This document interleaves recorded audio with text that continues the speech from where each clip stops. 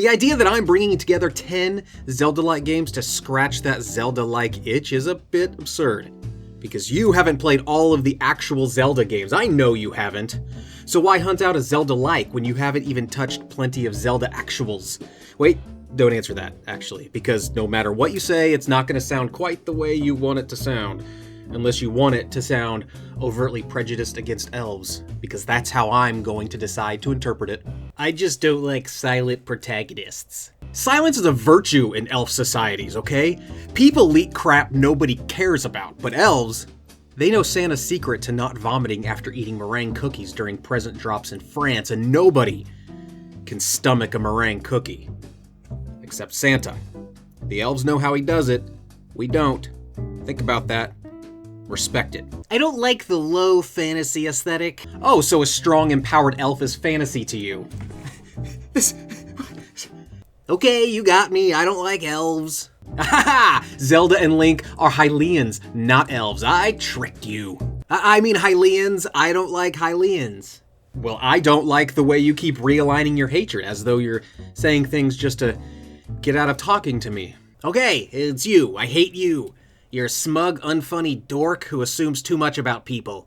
I'm going to assume you don't mean that, and that you'll stick around as I offer 10 Zelda-like games that you can play while avoiding actual Zelda games.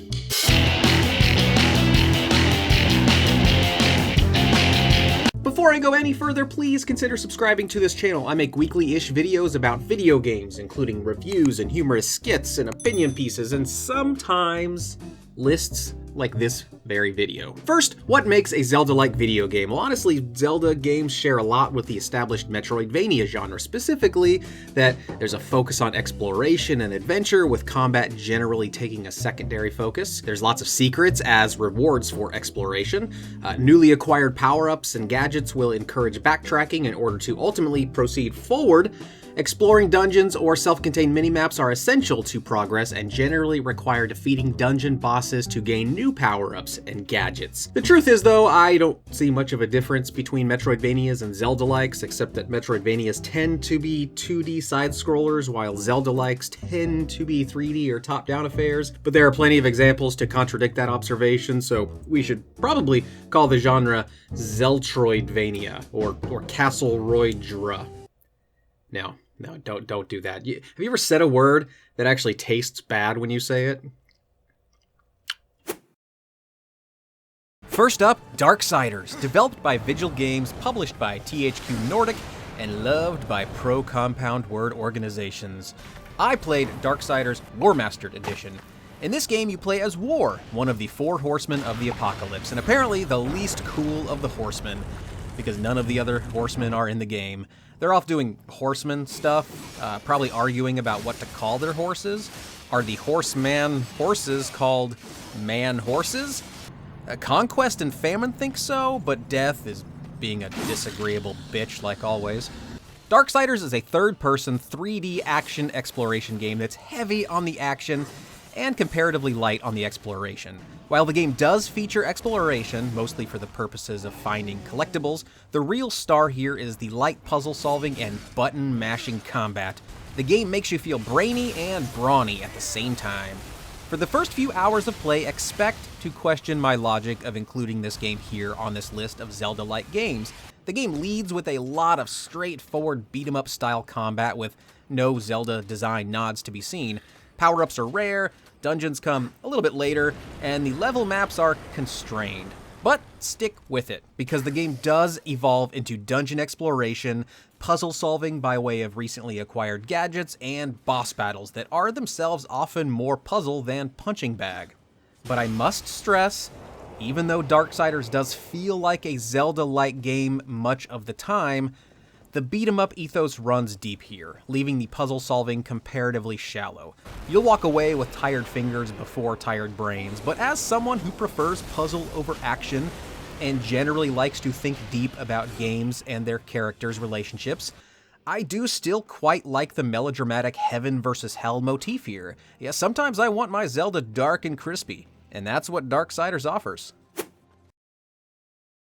Dark Cloud was developed by Level 9 and published by Sony. In Dark Cloud, you play as a boy named Scroat. or whatever you decided to name him. I suggest Scroat. It's really fun to say. So as Scroat, you are charged with gathering the pieces of your town, which have been thrown about and spread amid the caverns of an underground cave system, like some kind of tornado threw a tantrum about having to retreat underground to escape a larger, probably sexier tornado. Except this sexier tornado is actually a genie who's been awakened by an evil military sort. Why does this dapper military gentleman want to destroy Scroat's town? Well, that's a good question. But a great question is, why was the mayor's house left untouched by this angry tornado genie? Now, my guess is that the mayor was the only person who showed any compassion to the ugly tornado genie. At the time, everyone laughed at the mayor for being kind to the nerd, but the mayor has seen a lot of 80s teen movies and suspects that the angry nerd tornado will turn out to be a beautiful prom queen and that the mayor will be her date. It's often said that DarkCloud has been called Sony's answer to Zelda, but the only official claim I could find to that is in a review regarding DarkCloud 2, which as it turns out, is not DarkCloud 1. But citations aside, DarkCloud very much feels like a Zelda-inspired game, even though it lacks a lot of what Zelda fans have come to expect from a Zelda game. DarkCloud has no gadget system, it has minor RPG elements in the form of stat upgrading, which Zelda games do not. DarkCloud has a weapon crafting system, which really only showed up in Breath of the Wild, and DarkCloud dungeons focus on combat rather than puzzle solving. DarkCloud has city building, Zelda does not, and DarkCloud is basically a game whose main focus is grinding for gear. Enter the dungeon, kill enemies for loot, return to town, repeat. In fact, it tiptoes around being pretty boring. Zelda is never boring. Even charting the entire ocean in Wind Waker avoids boredom somehow. But despite these seemingly major deviations from the Zelda formula, the game still feels like a Zelda game. Probably just because it looks a lot like Ocarina of Time, especially in the early game. And maybe that's enough to prime me to search its every corner for evidence to support my own Zelda-like confirmation bias. You know what? DarkCloud is probably nothing like Zelda. As Scroat gathers pieces of his broken town, the game shifts into a rudimentary settlement building system where Scroat can play God to satisfy his bloodlust in this town-turned-coliseum. Make neighbors out of enemies, lay rivers to split families, cage the sick and feeble behind the fences born of the very trees you've now planted in distant corners, far from any humans who yearn their cooling shade in the brutal desert sun.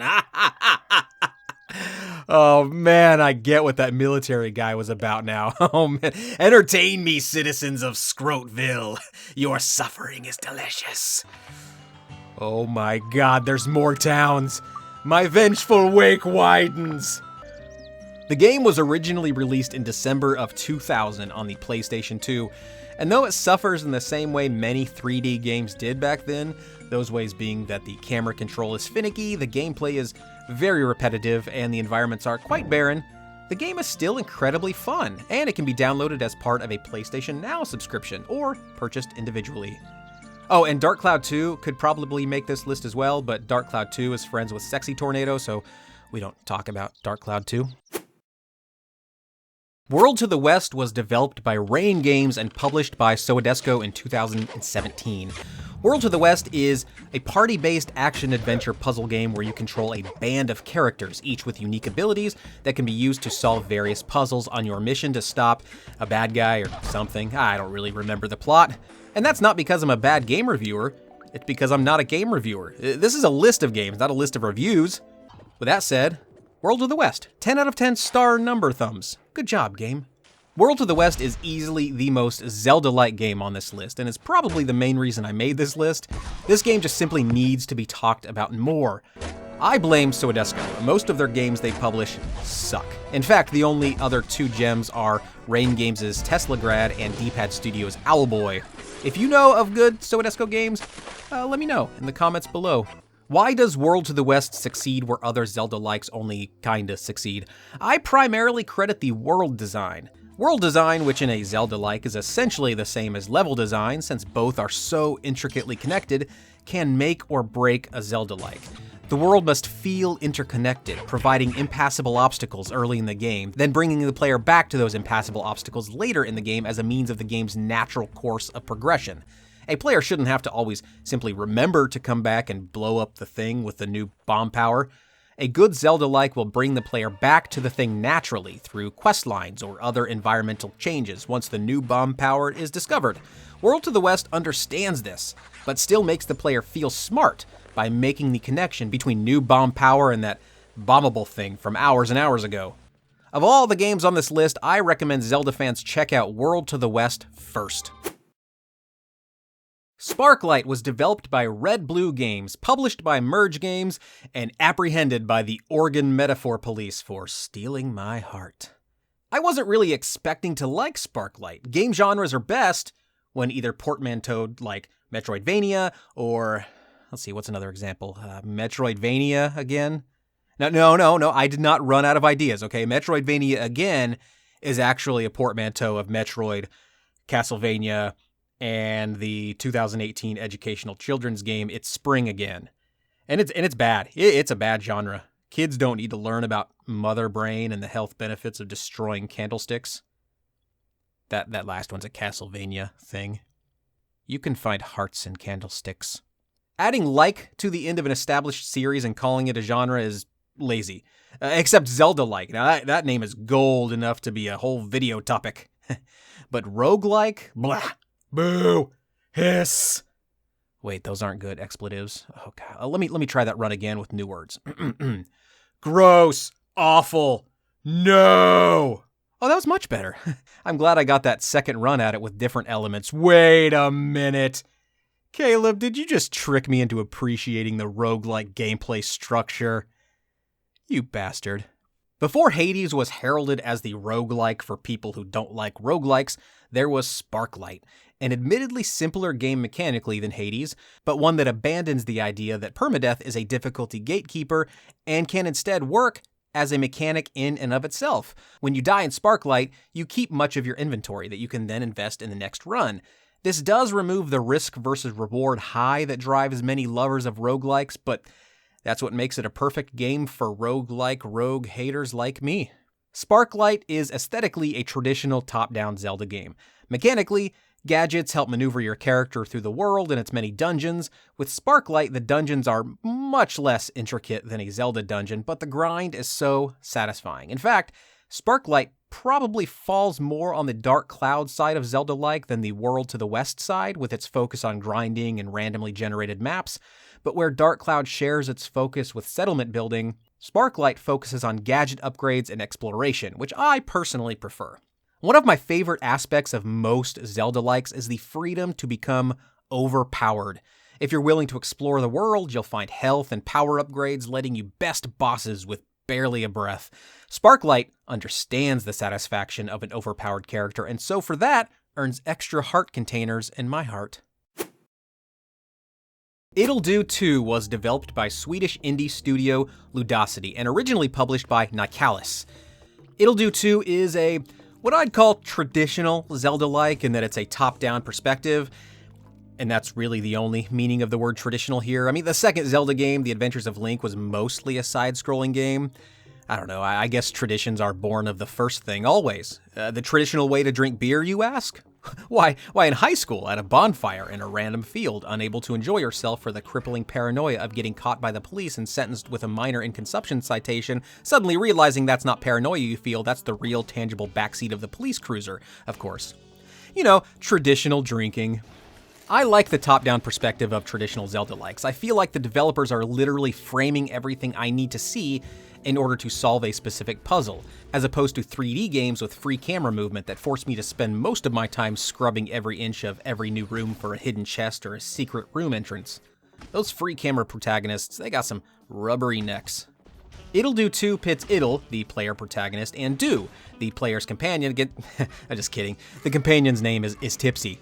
Why isn't it Do? I don't know, Ittle Do 1 probably explained who or what Do is, but I haven't played that one, because when it comes to playing both games in this series, I choose one to play, and Ittle Do. Oh hey, I just got that.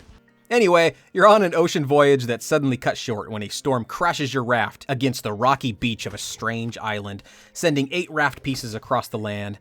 In order to leave the island, you must find the raft pieces and glue them back together, I guess. And so I guess you also must find glue. The island, as it turns out, is full of monsters and treasure, and a larger variety of biomes than any single island should be capable of. You've got a desert area with lava, of course, a sandy beach area with cigarette butts that pop out of the sand to murder you. There's the island landfill full of sad trash bags that refuse to speak to you despite everything else on the island with eyes having no problem interacting with me. Well, fine, just go ahead and be sad, you dumb bag. And there's the mountains area. Itll Do Too is a great time, weakened perhaps only by its combat system. Nothing really feels fair in this game. The combat controls are just slippery enough to make any strategic approach only strategic enough for a 50-50 chance at success, which is to say, not strategic at all. But the world is bright and colorful, the music is fantastic, especially the crunchy guitar in the haunted biome. Haunted, that's a biome, right? And the writing is always charming and sometimes quite funny. Itll Do Too is great. Hyperlight Drifter was developed by Heart Machine and originally released in 2016. This game can be thought of as, and I'd hate to say it, the Dark Souls of Zelda-likes. No, you know what? I don't hate saying it, okay? I love when games are described as Souls-like because that tells me that I should stay far, far away from that game because I hate a difficult game. Sure, Souls-like fans will tell you that those games aren't difficult and they're just methodical and puzzle-like, but I think that's just Souls-like fans being difficult, which is appropriate because that's what they love, and that they're just trying to trick me into thinking anger and frustration is a good thing. No, you can't fool me. Hyperlight Drifter takes the best parts of world exploration, gadget upgrades, power-ups, and then brings in a really satisfying combat system that even Zelda games have really never been able to match. Admittedly, combat was never really a Zelda game focus, though Breath of the Wild does get close, and with Hyperlight Drifter, it's worth asking why Zelda games have eschewed intricate combat for so long. Hyperlight Drifter proves that the two worlds can coexist wonderfully. The biggest detractor for this game, in my opinion, is, of course, the difficulty. The battles are never easy. While every enemy might not have the means to bring you down consistently like they would in a Souls-like, they do always put up quite a fight, which means you'll have to stay on your toes, or fingers, as the case may be, for every second of gameplay. The required concentration can be mentally exhausting, but it's worth it. And I know that's something traditional Souls-like fans would say, that the victories make the beatdowns all the sweeter, but traditional Souls-like fans are conniving jerks who just laugh at me for being bad at games. Or at least that's what, I assume they would do. I haven't really given them a chance, which probably isn't fair of me. Much like a Souls game isn't fair. Okay, maybe we do have something in common. This is progress. So why is it that me, a person who claims to hate difficult games, actually played and loved Hyperlight Drifter? I don't know. Why is it that you, a person who claims to like my videos, keep calling me out for being a waffling moron without true conviction? Shut up! I thought you were my friend. Hob was developed by Runic Games and released in 2017. Now this is how you do a Zelda-like. Take the sense of limitless exploration potential across an intricately interconnected map, hold the combat to the background while pushing the puzzle solving to center stage, and keep the player in awe by constantly introducing new mechanics and new exploration paths. Hob is wonderful. You play as a human-like child thing awakened by a robot who seems to either have a mission for you or just likes waking up humans because it doesn't understand how sleep works and is intrigued and impressed by the startled awake sudden activation system at play. Robots, see, they have to warm up after being powered on. Oh no, not this tiny red-robed, skin-paneled, bone-chassied non-robot. You're like a god to these robots. But very quickly, your non-robot body fails you as you fall victim to some purple slime stuff that starts eating away at your arm. Your robot pal quickly amputates your arm to save you. You wake up to find that the robot has replaced your amputated arm with one of his own. Wow, you must be really important to this robot. Or amputation fetish, it could be really either one. The rest of the game pits you against the environment as you work to, I think, save the robot homeworld. It's really hard to say because all the story is conveyed cinematically by character gesture and focused camera pans to hint at objectives. There's no voice, no text, nothing but the world around you to tell you where to go and your new robot hand to help you get there. It's impressive game design, it really is. Sadly, Runic Games has since disbanded, so there's no hope for a Hob sequel. But you haven't even played Hob 1 yet, so why are you worried about a sequel? Okami HD was developed by Clover Studios and published by Capcom and released in 2017, while the original non-HD version was released in April 2006. I played the HD version because that's what cool people do. And I desperately want cool people to like me. Like Darksiders, Okami tends to focus on the hack-and-slash side of the Zelda-like coin, but unlike Darksiders, combat has some nuance hidden beneath the chaotic veneer. Throughout Okami, you upgrade your weapons, gain new weapons, and will be able to mix and match weapons for a variety of different effects, each of which are strong against certain types of enemies and weak against others. Happily though, it is possible to simply cleave your way through most of the enemies, so if you aren't a fan of the face button dance that some combat systems require, you'll still have a good time with Okami. But combat isn't the game's primary lean. Okami features a celestial brush mechanic as its answer to the gadget upgrade system found in most other Zelda-likes. By using your finger to literally apply brush strokes to the environment, you can swing over gaps like a hookshot, advance the day-night cycle like an ocarina, grow flowers to accomplish mission objectives like, I don't know, Link probably does something like that in one of the Zelda games. The brush mechanic is clever while never feeling like a novelty. Without a doubt, the biggest draw for this game is its art style. Just look at it. Every frame looks like a Japanese inkwash painting with big, broad strokes and minimal gradient usage. This is a prime example of a game environment and gameplay complementing one another. The art style prevents the brush mechanic from being a simple novelty, while the brush mechanic gives reason for the art style. Also, this is a great game to play with a pet. I played it with my cat. You should check out that video linked below. It's probably still funny. Of all the entries on this list, Legend of the Skyfish represents by far the biggest disparity between being a Zelda clone and being a B-rate Zelda knockoff. Oh, what's that game? Your title contains Legend of? Alright, it's a good start. Of the Skyfish? Oh, well. Oh, I guess Link's Awakening had a sky whale. Okay, close enough. Alright, what else you got? Just overworld map hookshot puzzles? So your whole thing is stretching the mechanics of a single Zelda gadget into an entire game, a mechanic that Zelda was smart enough to use pretty sparingly? Alright, but you're lucky I wanted exactly 10 games on this list. You were almost Kamiko, and you know what? I'm now kinda wishing you were. Legend of the Skyfish is the most simplistic and basic of all the games on this list, which makes sense given its mobile game origins. Touchscreen controls have come a long way, but not long enough, it seems. With mobile games, you gotta keep your controls simple to keep your verbs simple. But perhaps the most offensive aspect of this game is its refusal to build upon the verbs it gives you. You'll be solving puzzles in Hour 3 in much the same way as in Hour 1. The game barely changes outside adding a few moving platforms, some projectile traps, and some timer traps. Now I know it sounds like I hate this game, but that's not so. All the reasons I've given for this being a boring Zelda imposter are all the reasons it's the perfect Zen experience. The mechanics are warmly familiar, the difficulty is barely one notch above succumbing to gravity, and the checkpoints are many. Had a tough day at work? Let Legend of the Not Zelda distract you for a few hours. But only a few hours, it's a short game. Oceanhorn, Monster of Uncharted Seas is an action-adventure video game developed by Cornfox and Bros and was first released in November 2013. And much like Legend of the Skyfish, Oceanhorn was first released as a mobile game. And the gameplay has the player hopping from island to island. I'm starting to think mobile phone processors are only capable of archipelago-based calculations, which I guess would make sense considering how many times I've dropped my phone into the toilet. Phones are meant to be islands, it seems. Oceanhorn is an isometric game, which I bring up mainly because saying isometric is so damn fun.